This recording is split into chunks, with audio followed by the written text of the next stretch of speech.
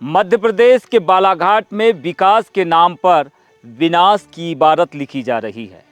बैहर तहसील के पचामा दादर और घोंदी के जंगल को बॉक्साइट खनन के लिए चिन्हांकित किया गया है। हो भैया अपना अधिकार तो बचा लो। विधायक संजय उइके ने एक प्रेस कॉन्फ्रेंस के जरिए खुलासा किया है कि लगभग 100 हेक्टेयर का हरा भरा जंगल अब खतरे में है। उनका रिपोर्ट है कि no scheduled tribe settlements near by mine lease. The land has been allotted for mining purpose through allotment by mineral resources department of Madhya Pradesh government. हैरानी की बात यह है कि इस पूरी प्रक्रिया में ग्राम सभा की अनुमति को भी दरकिनार किया गया है। आखिर आदिवासियों के संवैधानिक अधिकारों और पर्यावरण की कीमत पर यह खनन किसके हित में है?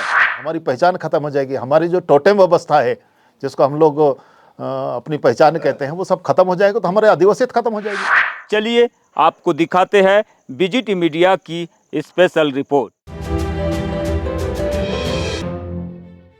बालाघाट का वो आंचल जो अपनी जैव विविधता और कान्हा नेशनल पार्क के बफर जोन की संवेदनशीलता के लिए जाना जाता है, अब मशीनों की गड़गड़ाहट की ओर धकेला जा रहा है।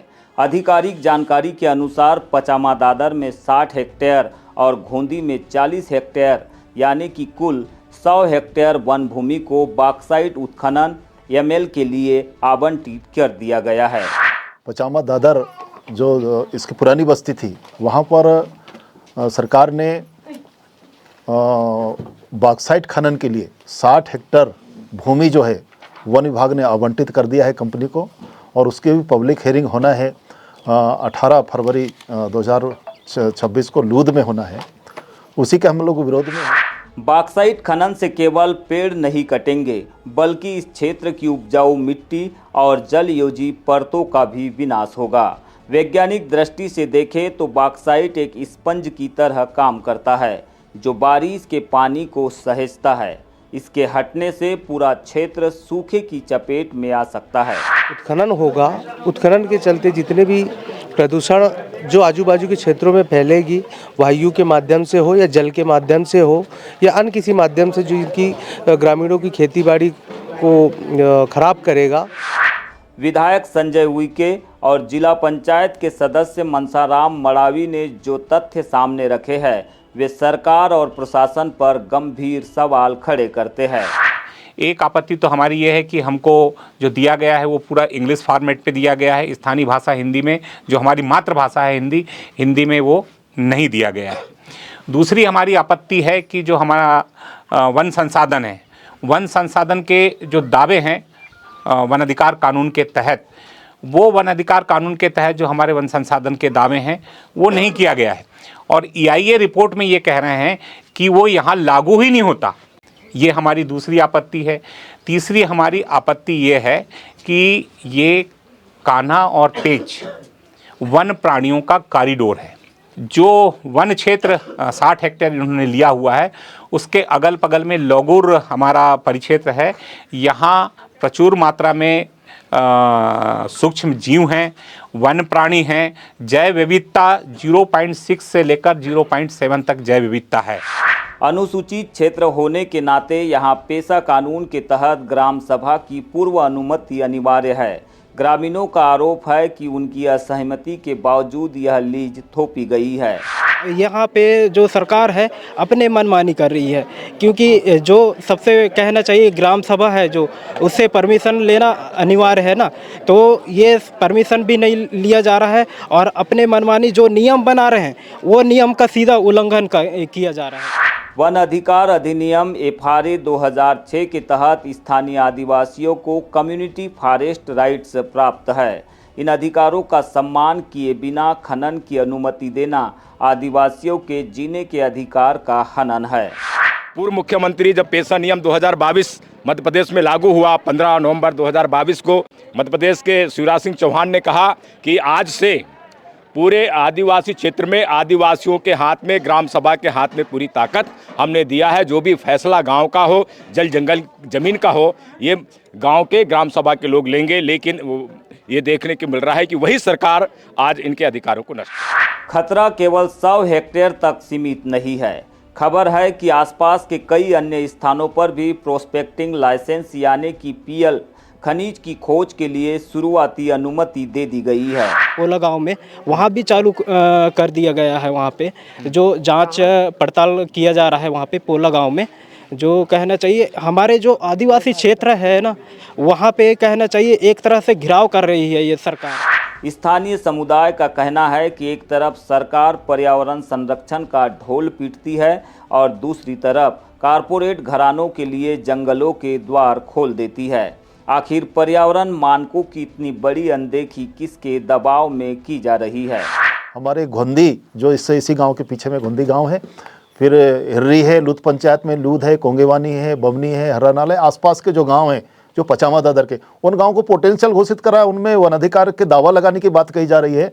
और जब दावा लगाने की बात हो रही है तो उस दावा जो क्षेत्र है हमारा, उस क्षेत्र को आप खनन के लिए देने के लिए आप कैसा आपने प्रस्तावित कर लिया? का आरोप है कि स्टेट माइनिंग कारपोरेशन एक ऐसी रिपोर्ट पेश कर रहा है जो हकीकत से कोसों दूर है। इन्वायरमेंटल इम्पैक्ट असेसमेंट रिपोर्ट में दावा किया गया है कि यहाँ वनाधिकार कानून लागू ही नहीं होता। यह आदिवासियों की पहचान और उनके अस्तित्व को नकारने जैसा है। AIA रिपोर्ट में इन्होंने परसवाड़ा का हवाला दिया है। यहाँ से 35 किलोमीटर दूर है। कोई भी माइनिंग आती है, 60 हेक्टेयर की माइनिंग है, तो उसका अध्ययन क्षेत्र जल, वायु, मृदा, इसका 10 किलोमीटर के दायरे में परीक्षण किया जाता है। और बड़े दुर्भाग्य की बात है, परसवाड़ा यहाँ से 35 किलोमीटर है। आप परसवाड़ा जो 10 किलोमीटर दूर है अध्ययन क्षेत्र से दूर, उसके आंकड़े दे रहे हैं। यहाँ से लगे हुए बहुत सारे माइनिंग है, उकवा माइनिंग है, जगनटोला में बहुत सारे माइनिंग है, यहाँ से कटेज हिरिया में एक माइंस है बाक्साइट की, उसका इम्पैक्ट भी इस गांव में पड़ता है।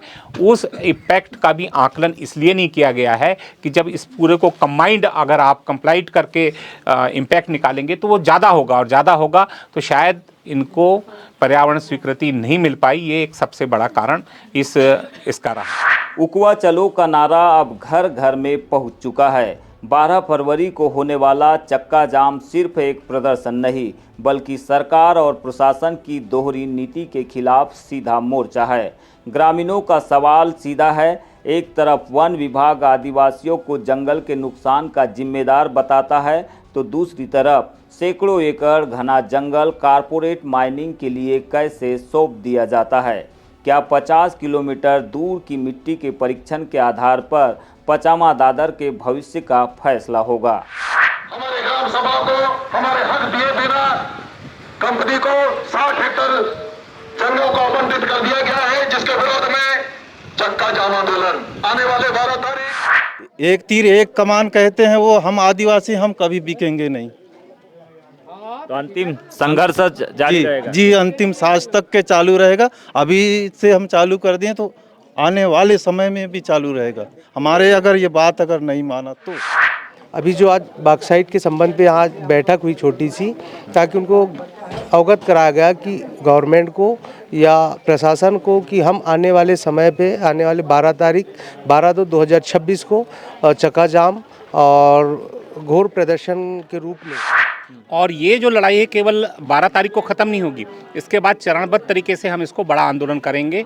आज हमारा एक उकवा क्षेत्र है, फिर हम इसको बैयर विधानसभा जिला और फिर प्रदेश स्तर में इसको बढ़ाएंगे। पहाड़ में ठेकेदार भैया, पहाड़ में ठेकेदार होते अत्याचार भैया, होते अत्याचार। अब जागो आदिवासी, भारत के मूल निवासी, अपना अधिकार तो बचा लो।